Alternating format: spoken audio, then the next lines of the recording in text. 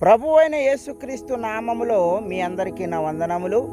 పరిశుద్ధ గ్రంథము నుండి 90వ కీర్తన మొదటి చరణము. ప్రభువా, తరతరముల నుండి మాకు నివాస స్థలము నీవే. దేవుడు ఈ వాక్యమును మన వినికిడిలో దీవించునుగాక. ఆమెన్. నివాస స్థలము. ఈ భూమి మీద కొండలలో నివసించేవారున్నారు, పాకలలో నివసించేవారున్నారు, అంతస్తులలో నివసించేవారున్నారు. ఏ కుటుంబమైనా, ఏ వ్యక్తి అయినా ఆయా పరిస్థితులను బట్టి తను కట్టుకున్న ఇంటిలో నివాసం చేస్తారు. అయితే తరతరములు ఎల్లప్పుడూ ఉండే నివాసము దేవుని రాజ్యము. దేవుని రాజ్యానికి, శాశ్వతమైన నివాసానికి మానవులు చేరాలంటే యేసు మార్గములో ఉండాలి.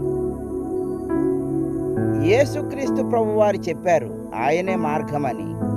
యేసయ్య మార్గములో ఉన్నప్పుడు తరతరములు ఎల్లప్పుడూ శాశ్వతమైన నివాసము దేవుని రాజ్యము.